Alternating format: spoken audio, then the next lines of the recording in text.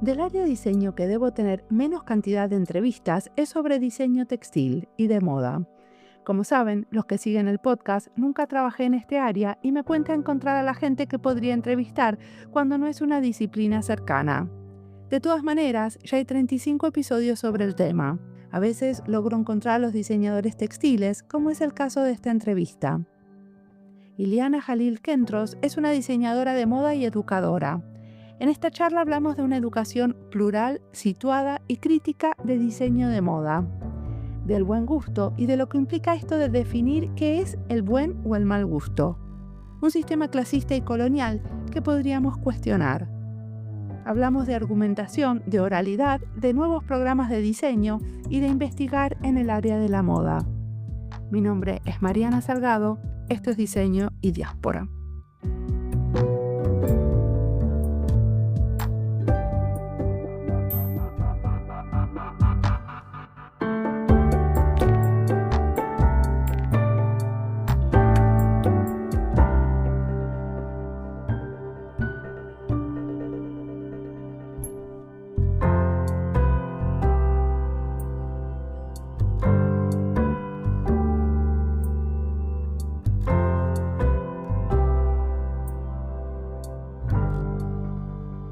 Pues yo me llamo Ileana Jalil Kentros y bueno, tengo en el diseño desde que empecé a estudiarlo en la Escuela de Diseño de Limba en México en 2003 y desde la mitad de la carrera yo descubrí en ese momento que iba a ser empresaria según yo toda mi vida. Entonces hice mi primer proyecto en cuarto semestre, el segundo en octavo semestre y así 12 años de mi vida fueron emprendimiento de diseño. ¿Y qué tipo de cosas hacías o haces? Pues ¿Seguís siendo empresaria? Sí. no, ya no. No, resultó que me equivoqué. Pero bueno, así es la vida, ¿no? Uno se reencuentra otros momentos. Ya voy Claro, 3 vueltas. yo no Esa te fue la tenía como primera. empresaria, pero bueno, pensé que quizás tenías una patita todavía ahí. No, tengo un pasado. ¿Y qué? El primer proyecto fue Tejido de Punto. Me titulé con un proyecto de moda experimental en mezclilla. Luego empecé una marca de moda con mi socio que se llamaba Formosa y la comercializamos. Luego hacíamos vestuario, hacíamos mercancía oficial, hacíamos uniformes, teníamos bordado industrial, serigrafía textil. O sea, ese fue mi vida por 12 años hasta que tuve, ya sabes, uno de estos momentos de la vida de creo que ya no quiero esa vida.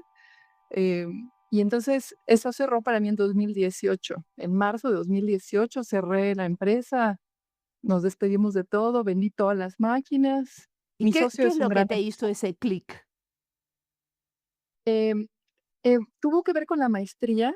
Hice la maestría en mercadotecnia porque dije, no, yo necesito estrategia de negocios porque soy una empresaria.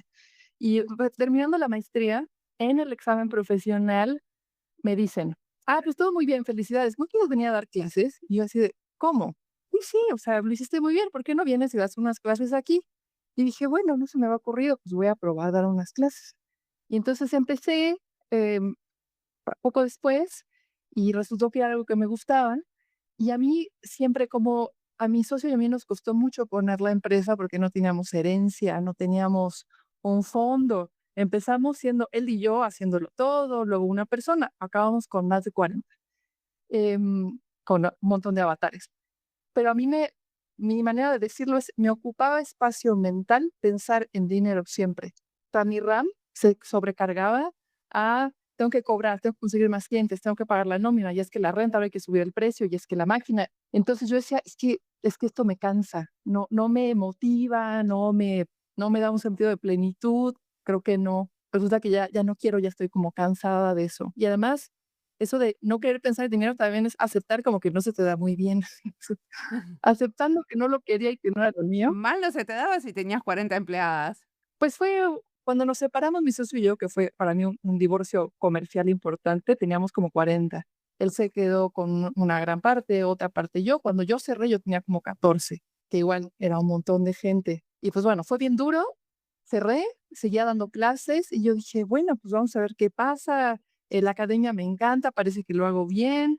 Entonces cierro en marzo, sale una plaza de diseño en la Ibero, aplico, la gano y entonces nuevo tren, soy académica a tiempo completo en una universidad privada de diseño de moda.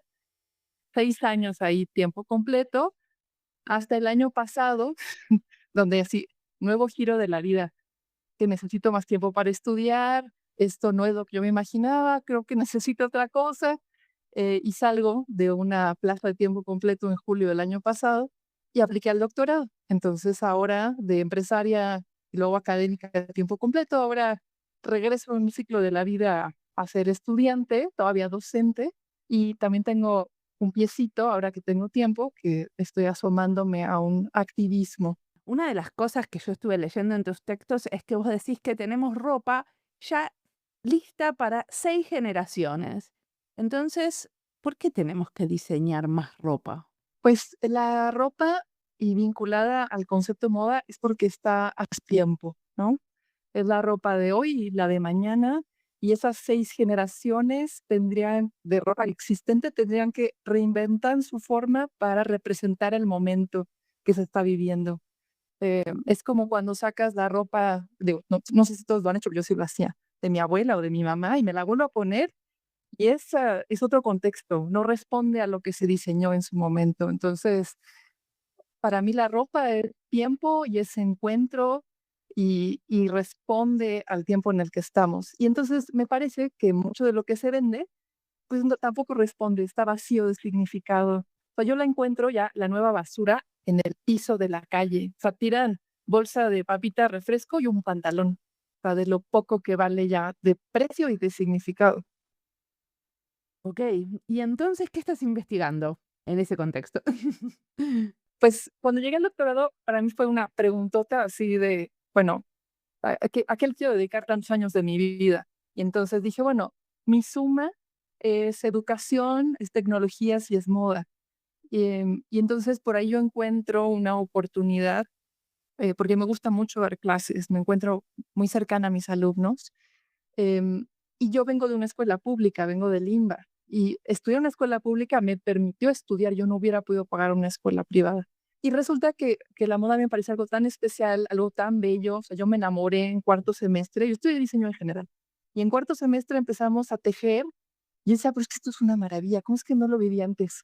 Estaba fascinada. O sea, es una experiencia hermosa, es corporal hacerla y ponértela. Entonces, hasta la fecha la encuentro preciosa, ¿no? O sea, para mí es una cosa hermosa el textil y la moda. Y entonces, en ese preciosismo, en ese amor, yo quería vivirlo con mis alumnos, y resulta que cuando vas viendo el escenario educativo, pues no se puede estudiar moda si no tienes mucho dinero en Ciudad de México. Todas las escuelas son privadas. La Ciudad de México, que es un monstruo, tú has estado acá, de Sí, que millones hay de un personas. millón de universidades y de lugares para estudiar diseño. Sí, todo hay, ya es que no hay educación de moda pública. Entonces, entonces esa fue mi pregunta. Mi proyecto de investigación del doctorado es, ¿por qué no hay educación de moda pública en Ciudad de México y en el país de 130 millones de habitantes? ¿Cómo puede ser que haya 3 programas públicos en todo el país de moda y 2 de textiles? O sea, ¿eso en qué tipo de moda y textiles se va a formar si todos los egresados vienen de escuelas privadas? Y Bueno, bueno, siendo y el si textil leí. lo importante que es en México, ¿no? Porque el textil desde siempre fue muy importante dentro de la artesanía mexicana. Sí, exacto. Entonces sigue siendo, y la educación es un lugar importante para seguirlo elaborando, ¿no? Como una pregunta abierta de cómo es entonces el textil del 2025, cómo se relaciona con las artesanías. Y la respuesta me parece que no es la misma si se responde desde la educación privada, que tiene una cierta estructura, a la pública, que está relacionado con los intereses públicos de México. Y entonces luego me lleva a la pregunta, ok, está bien, supongamos que sí hace falta. Entonces, ¿cuál es la diferencia? ¿No? ¿Qué tendría que tener de distinta la educación pública para enseñar moda que para enseñar textil? Y entonces ahí yo subrayo como cualidades, porque yo voy a tratar de fundamentar a nivel teórico cuál sea la fundamentación. Yo digo que en la moda convencional privada, y aunque hay de muy buen nivel, y yo ahorita estoy dando una clase en una escuela privada de moda, en la primera, que se llama Janet Klein, hay un sesgo colonial importante, y hay una cierta homogeneidad en las escuelas de moda. Se parecen en muchas cosas, pedagogías, contenidos, bibliografía, metodologías. Entonces, eso hace un sesgo colonial, en muchos casos clasista, en otros casos racista, incluso privilegiado. Entonces demos de la vuelta, tendrá que ser plural, tendrá que ser situada, tendrá que ser crítica. Entonces, pues habría una distancia y bueno, para mí eso es muy emocionante. ¿Y qué sería esto de decolonizar el diseño de moda? Pues esa es una pregunta que ya se vienen haciendo muchos teóricos antes que yo. Hay un grupo muy lindo que se llama Research for the Colonial Fashion, que viene desde Inglaterra y se ha ido expandiendo a Brasil y Estados Unidos. Y ellas tienen un colectivo maravilloso donde han escrito al respecto ya por muchos años y son artículos públicos gratuitos. Y la moda decolonial la trabajan desde varias partes, pero tiene que ver con hacer evidentes cómo la dominación estética y territorial, ¿no? El extractivismo también cultural, se ha hecho presente en lo que asumimos como la moda, la única, ¿no? Hay una moda. Parte de lo que yo pienso también es que sean modas. La moda decolonial rompe con este monolito colonial de la moda es la europea, porque además muchos autores dicen, la moda se originó en Europa en las cortes en el siglo XV, ¿no? Y eso es un canon estándar. Y ellos dicen, no, si la moda es el cambio del arreglo de las personas en un cierto lugar, entonces eso ha pasado siempre, ya ha pasado en todas las culturas. Es colonial decir que solo pasó en Europa. Entonces, es romper con esa narrativa y entonces, a la hora que rompes ese monolito, pues salen un montón de ramas y se vuelve lo que Tam Bedamet llama una moda pluriversal. Que tiene una moda pluriversal, también toma en cuenta a las comunidades afrodescendientes e indígenas, supongo. Exacto, y con la misma legitimidad. Y además, es un poco lo que se dice de ciencia, saberes, idiomas, lenguas, ¿no? Es eso mismo. También ellos tienen moda y también se puede llamar moda y también pueden hacer moda contemporánea, porque el contemporáneo también es otro tipo de imperativo, ¿no? ¿Quién decide qué es contemporáneo? Y decime una cosa, lo que sí investigaste es el tema del gusto. Y los diseñadores, ¿no es cierto? Marcamos el gusto del momento, de alguna manera siempre, ¿no? Entonces, ¿querés contarnos sobre esa investigación? Esa para mí fue un momento muy importante, porque durante el tiempo en el que estuve en la Ibero, para mí fue una oportunidad para conocer mucha gente y tener tiempo de pensar, ir a coloquios y demás. Y este fue, de esos momentos de crisis, hablando con una colega que me dijo: "Es que hay que enseñarles a los diseñadores a tener buen gusto". Y se me quedó en el momento no pude reaccionar. Y luego me quedó dando vueltas la idea como por semanas y decía: "¿Pero cómo? Eh, ¿Cómo yo le voy a decir a alguien que eso es el buen gusto y se lo tiene que aprender? Porque yo digo que es el buen gusto". Y entonces ahí entro en una cuestión, que es el juego de palabras del artículo, de la distinción del gusto. O sea, hay que distinguir el gusto mío del gusto hegemónico que se usa para la distinción social de clase, como dice Bourdieu, de las personas a las que me dirijo. Y es entonces se vuelve una cuestión didáctica, porque si el profesor no puede distinguir su gusto, a diferencia del alumno, como algo distinto pero no mejor, y además se mete un sesgo de clase donde quiere enseñarle lo que es el buen gusto, porque es una cuestión de clase, porque es un tipo de capital social, cultural, ¿no? De ciertas clases tienen mejor gusto. Tenemos un súper problema didáctico de promover el clasismo, pero ahí se mezcla ver eh, un capital cultural aumentado, digamos. Si queremos que los alumnos tengan un montón de capital cultural, porque eso te enriquece y te da recursos, pero no significa que dentro de ellos les enseñemos a pagar el bueno del malo, porque son niveles jerárquicos de clase con los que no estoy de acuerdo y eso viene de las universidades. Y entonces, ahí en ese texto planteo incluso argumentativamente, lingüísticamente, cómo expresar un argumento, pero que no sea un gusto, porque de repente no nos da como profesores o como alumnos, a la hora que evalúas algo, con qué palabras lo dices. Y entonces separar el lenguaje del gusto del lenguaje de la argumentación, me parece que te forma mejor como diseñador y que como profesor puede que te dé mejores herramientas de evaluación también.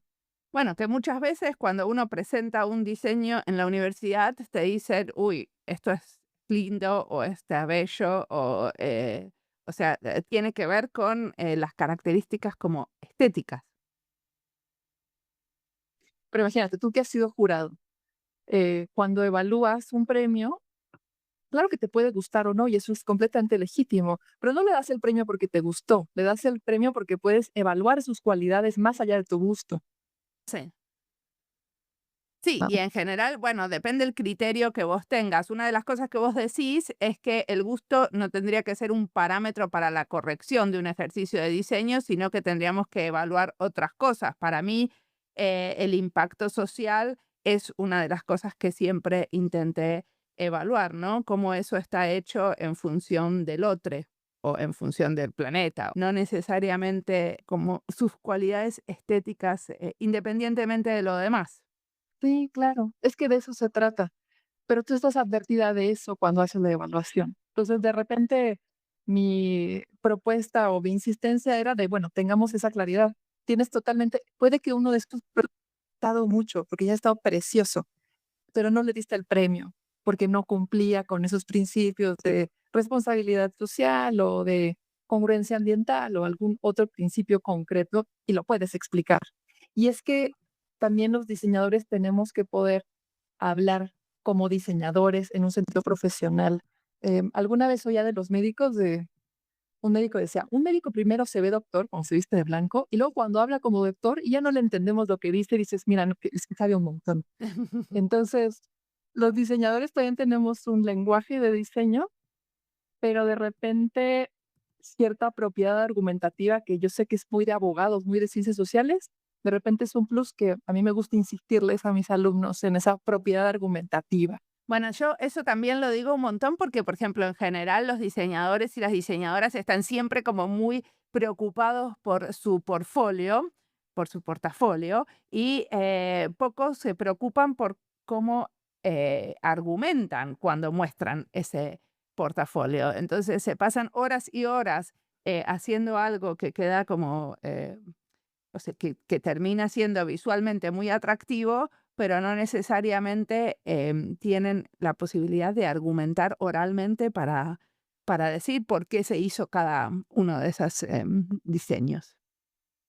Y para mí eso viene de educación, porque cuánto de las materias de diseño le dan atención a esa parte argumentativa, ¿no? La materia de portafolio puede que le dediques 1000 horas y el 99% se vaya en que te quede precioso y una super edición y unas super fotos.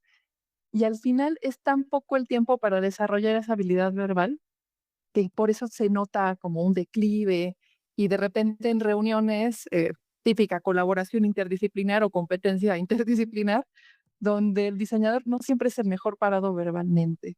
Y como yo, para mí pesa mucho la educación, para mí fue una gran oportunidad, sí creo que es algo que podríamos jalar y meter, no solo como habilidad, sino como una habilidad crítica, ¿no?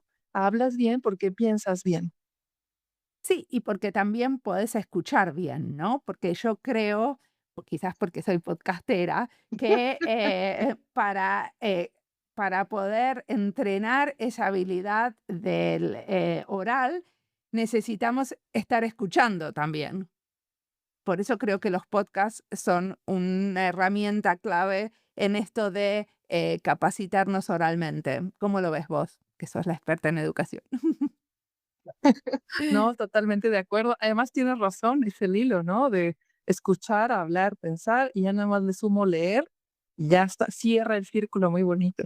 Sí, bueno, y la realidad es que, bueno, nosotros y nosotras pensamos leyendo y escribiendo, y también pensamos mientras hablas con el otro, ¿no? Ahora estamos pensando en juntas eh, cómo vamos en esta charla.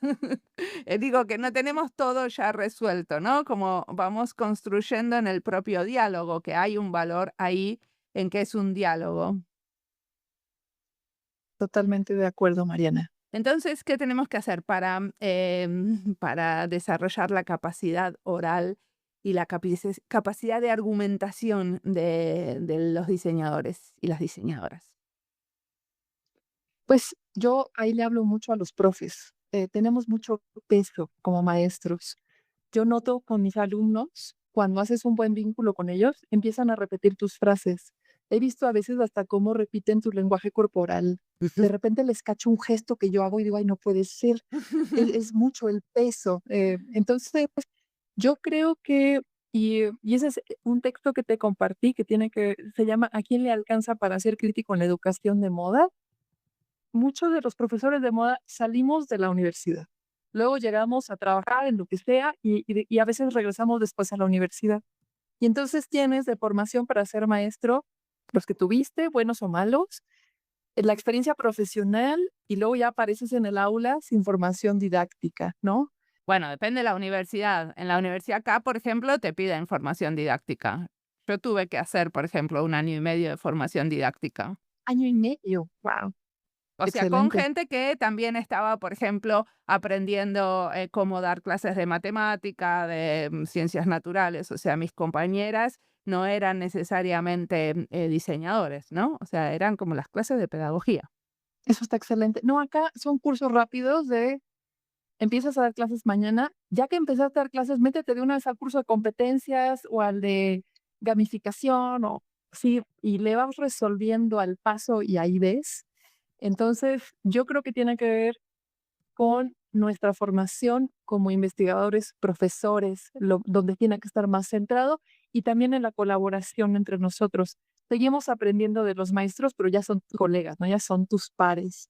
Y que se promueva los cotitulares, dar clases en grupo, que es un poco, incluso volviendo al diálogo, me parece que enriquece muchísimo porque además construyes un legado, ¿no? ¿Cuántos profesores no se jubilaron? Nadie dio clases junto con ellos y sus alumnos no retoman de lo que su profe les dio, ese legado de décadas se va perdiendo. Entonces tiene que ver sí con la formación como tú como investigador y la capacitación que te diste, pero mucho con el trabajo colegiado y compartido. O sea, acaba por ser una cuestión, pues, em, de comunidad de aprendizaje entre docentes. Que eso tendría que suceder más. Y dentro Totalmente. de las escuelas, ¿no? O sea, una cosa, ya sabes, Dentro de las escuelas y fuera de las escuelas, ¿no? Porque por lo menos a mí siempre me pareció como muy admirable eso que existe en México, que es el taller interuniversitario que tenían entre varias universidades, creo que era como 14 personas y 12 universidades, no sé, eran como muchos que estaban como aprendiendo y haciendo un taller juntes. esa es una cosa hermosa, por ejemplo, porque siempre dices, el taller para los alumnos, claro, pero el taller para los maestros es una maravilla. Trabajas con gente que viene de otros contextos, con otros estudiantes, con otros objetivos, se encuentran y se arreglan. Sí, me Sí, parece que eso enriquece muchísimo. sí, sigue existiendo, ¿no? Ese taller. Sigue existiendo. Sí, la EDIMBA sigue participando con la UAM, la UNAM y la Ibero. Eso está buenísimo.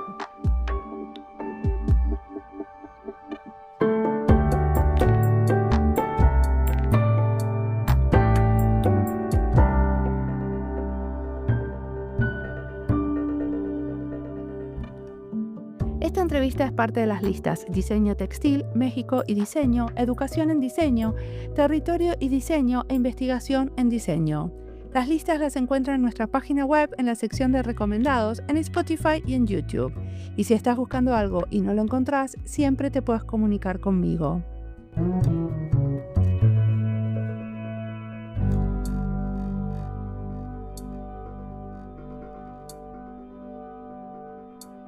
De las cuestiones del gusto hablamos hace poco en este podcast en la entrevista a Cristian Sabogal. Es la entrevista 650 sobre diseño crítico y contextual, dos temas que también se interconectan con esta entrevista. Sobre oralidad y argumentación hablamos con Alicia Chavero en un episodio muy reciente, el número 671. Trazar enlaces con otros contenidos es como armar un mapa. Me voy imaginando puntitos conectados. Algún día lo tendría que dibujar de verdad, usando estas conexiones. Sigamos escuchando a Ileana, que tiene mucho más para contarnos.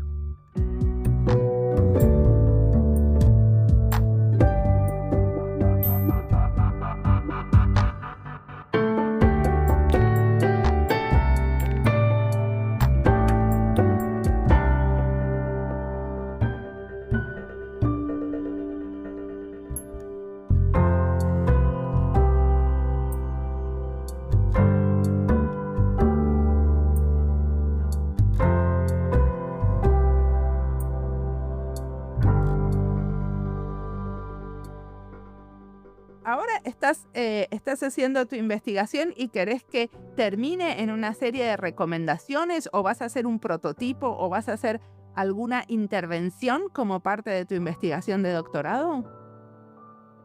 Pero no estoy segura hasta dónde me va a llevar, eh, porque ya después de 3 vueltas de la vida donde yo juré que iba a ser algo que no acabé haciendo, pues no estoy ahora sí ya puedo aceptar que no estoy segura qué va a pasar.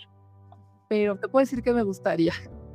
Em, Me gustaría terminar una fundamentación lo suficientemente consistente como para que sea un libro de teoría en sí mismo, de eres un país del sur global, sobre todo México, ¿no? Que tiene ciertas características. Creo que esta fundamentación teórica te puede servir para tu educación, sobre todo si tienes un interés social. Eso por un lado, no es como un aparato teórico en sí mismo. Por otro lado, me encantaría que eso sirviera de base para así lanzar un programa público real, gratuito, universitario. Eso me haría muy feliz. Y ya por ahí estoy viendo algunas opciones, también de prototiparlo como un diplomado que vaya empezando en una escuela pública. Entonces, o sea, sí son como vetas que se van abriendo por ahí, que son parte de lo mismo, que es una investigación doctoral en la que estoy. Apenas voy ahora en tercer trimestre, entonces es el primer año de 4, esperando que en el cuarto de veras ya me titule. Perfecto. ¿Y qué estás leyendo, mirando, escuchando que te inspire? Pues siempre leo como varias cosas a la vez, o un poco el picaflor. Me gusta mucho Bell Hooks, es mi autora para pedagogía en la tesis. Y dentro de todo lo que he leído de Bell Hooks, hay uno que me gusta mucho en particular, que se llama Partiendo Pan, Vida Intelectual Negra Insurgente, que lo escribe junto con Cornel West. Y es un poco lo que hablábamos de la colaboración entre maestros, porque todo el libro es un diálogo, es una conversación escrita, grabada, sobre diferencias intelectuales. Y hablan de cómo para ellos es un problema, en las universidades ya no se discute la diferencia, que te pares frente a los alumnos y tus colegas y digas, no estoy de acuerdo por esto, y puedan hablarlo y discutirlo, y además todavía seguir siendo amigos. Amo ese libro y además es súper amplio. Bell Hooks es feminista también, ¿no? Ella tiene varios, sí, porque yo leí algunos otros libros de ella que me suenan como sobre Sí, feminismo. tiene mucho de feminismo y tiene mucho de educación, es muy diversa. Ella viene en realidad de la crítica literaria, pero cuando se metió a educación, tiene un libro que se llama Educar para transgredir y Educar para enseñar el pensamiento crítico. Ah, Y una pedagogía de la esperanza, tiene un montón. Y a mí decía me que gustó sus Respondona, Pensamiento Feminista y Pensamiento respondona Negro. es un clásico también. Y decía que la criticaron mucho cuando se metió a pedagogía, como que, ¿por qué se rebajó a hablar de eso? Y para ella era muy importante. Esa es la parte que a mí más me atrae de Bell Hooks, la parte pedagógica. Perfecto. ¿Y qué otra cosa? Ah, ciencia ficción. Ciencia ficción. Me encanta para diseño, es una maravilla. Y, por Porque al final ejemplo, el ¿con qué textos trabajas o con qué cosas estás leyendo de ciencia ficción? ¿Tenés ciencia ficción mexicana? sí, hay ciencia ficción mexicana. Hay una compilación que se llama La tercer luna después del sol, que es una Ah, sí, compilación de muchos autores, sí, la leí. pero ¿la leíste? Sí. Bueno, también puedes leer a Bes, que tiene ciencia ficción, mexicana, y ahorita está por sacar otra. Y él es ilustrador, por ejemplo, que escribe ciencia ficción. Es que es hermana, la ciencia ficción está cerca del diseño porque pensamos en el futuro y cómo se vería. Y hay uno en particular que luego le recomiendo mucho a mis alumnos, que se llama El Ministerio del Futuro, de Kim Stanley Robinson. Amo esa novela, que es un novelonón, que es una novela de ciencia ficción de un futuro cercano, muy cercano, que empieza con una catástrofe ambiental que cualquiera nos podemos imaginar mañana, y a partir de eso plantea un escenario para cómo revertir todo el mundo hacia un mundo completamente sustentable. Y eso es raro de leer, es muy estimulante, porque podemos imaginar muchos fines del mundo, ¿no? O sea, asteroides, zombies, inundaciones, alienígenas, pero a ver, imagínate un buen mundo y que sea verosímil, y Kim Stanley Robinson lo hizo muy bien en esa novela. Buenísimo, la vamos a buscar y leer, esa no la conozco. Entonces, me contabas al principio que, vamos a volver a eso, que tenés un proyecto que estás tramando con mujeres indígenas. ¿Quieres contarme sobre eso? Sí, sí, claro, ese es muy reciente, tiene apenas, bueno, tardó mucho en tomar camino, más bien. Hace como medio año, en el Museo de la Biblia, donde también colaboro haciendo diseño, me dijeron, oye, hay unas artesanas en Chiapas que tienen textiles, ¿les podrás ayudar a venderlos? Dije, sí, que me manden una foto. Y me dijeron, no, en el paraje donde están no les llega el internet ni el teléfono. Hay que ver si en un mes les llega y que te digan a ver si pueden. Entonces pasó un mes o 2 meses y ya hablé con una de ellas y ya me dijo, ya no tenemos nada, no tenemos ni un textil, lo rematamos todo hace unos años porque no encontramos cómo venderlo y además no me puedo comunicar con nadie porque es una comunidad de miles de personas que fueron desplazadas por intolerancia religiosa. Entonces están en un paraje fuera de la ciudad, perdieron todo y están rehaciendo, pues, sus vidas. Entonces se volvió ya no nada más en ellos a vender el textil, sino resultó que necesitaban primero tener internet, pues les conseguimos internet Starlink porque no llega de otro hasta el paraje en Chiapas. Ya que tenían el internet, ya pudimos estar en comunicación con ellas para ver qué necesitaban para comprar hilos otra vez, qué textiles manejaban. Fue una curva que yo no me esperaba, fue muy larga. Y apenas mandaron hace como 3 semanas el primer lote que no habían bordado y tejido en 8 años más o menos. Lo llevé al Museo de Artes Populares, les gustó el trabajo, hicieron un primer pedido, estamos todos muy contentos. Le estamos poniendo nombre al proyecto porque es parte de un colectivo en pro de la libertad religiosa, la libertad de conciencia, y una de sus ramas son estas mujeres que viven en el paraje que se llama Nueva Esperanza, que la verdad les queda muy bien después de todo lo que han perdido, para que puedan tener un ingreso y además que vuelva a tener valor su tejido y su bordado, porque no encontraron nadie que les comprara. Me contaron toda la historia. Entonces, lo que yo pensé que iba a ser una cosita se está volviendo una cosota, se está volviendo estratégico, se está volviendo activismo y bueno, está tomando forma, pero marcha y eso me da mucho gusto. Buenísimo. ¿Y sobre qué bordan? Tienen iconografía tradicional. Ellas son desplazadas de Chenaló, Chiapas, y tienen una tradición y cierta iconografía tradicional. Ellas tejen en telar de cintura con hilos de algodón y con esa misma tela que hacen del telar de cintura, hacen blusas que cosen a mano, que bordan a mano y con iconografía tradicional que ellas ya tienen por generaciones buscando. Por eso que dejen de tejer no solo y de bordar, no solo es una cuestión de ingresos, sino que se pierde una tradición y se vuelve una parte, pues es una parte muy importante de su cultura.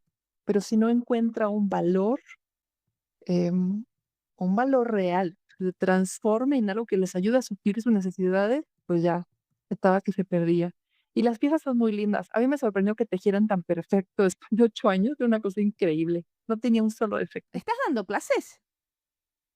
Estoy dando clases, regresé a mi alma mater, a la Escuela de Diseño de Limba, y ahí tengo solo una materia porque me da, por un lado es ilegal tener muchas horas de clase si tienes beca, cosa que tengo, y por otro lado me da miedo no tener tiempo. Entonces doy una sola clase en la Limba que se llama Emprendimiento Social, donde mi coordinador y jefe directo es Omar Mendoza, aquí conocido en el podcast.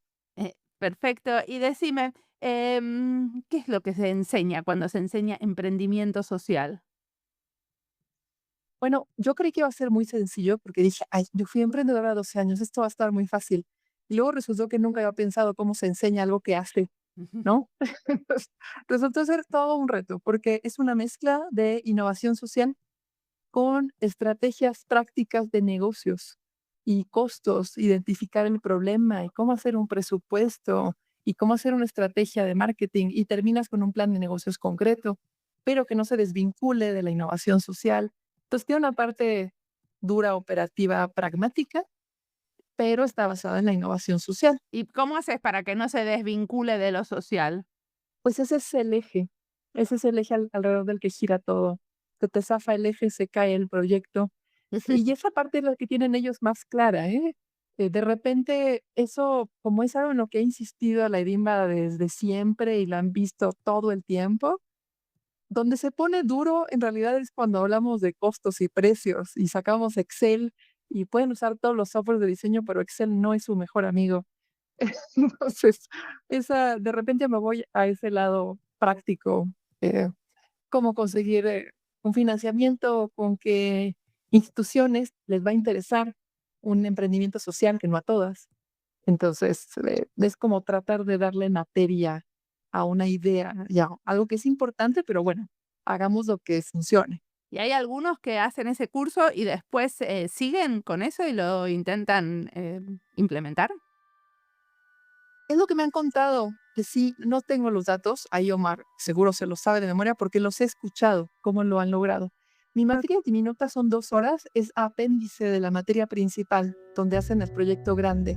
La mía les da herramientas que los acompañan, pero con la materia grande del proyecto, que pues son creo que 9 horas a la semana, esas sí me han contado que algunos lo han seguido. Y mis alumnos del semestre pasado, varios que amaban su proyecto, decían que sí lo querían seguir. Entonces, pues ojalá que sí. Buenísimo. Bueno, muchísimas gracias por la entrevista. Gracias a ti, Mariana.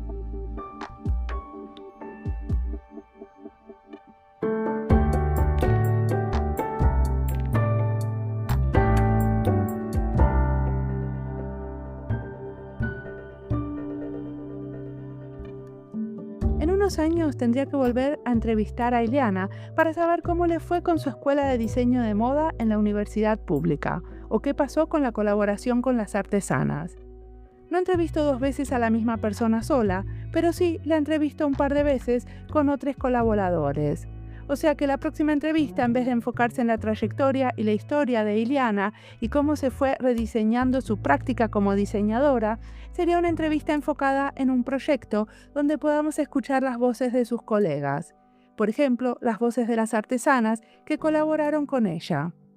Esto lo hice varias veces y cuando tengo ganas de seguirle el paso a alguien.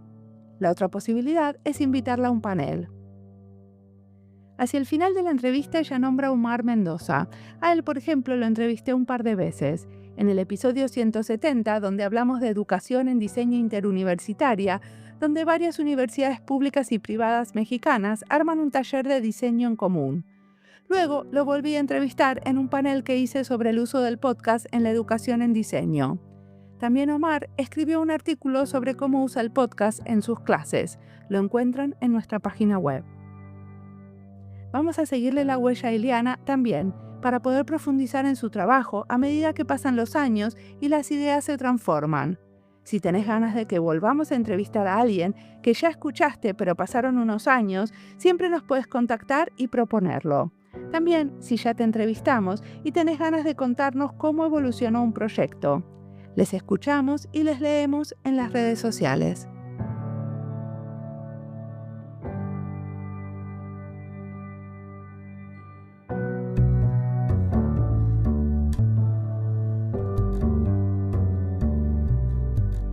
Como siempre, la música del podcast es de Antonio Zimmerman. El diseño de sonido es de Andy Fechi. Este podcast está publicado con licencia creativa común con atribuciones. Esto fue Diseño y Diáspora. Pueden seguirnos en nuestras redes sociales, en Instagram, YouTube, LinkedIn y Blue Sky, o visitar nuestra página web diseñoydiaspora.org. No olviden recomendarnos y recomendar nuestros libros. Nos escuchamos en la próxima.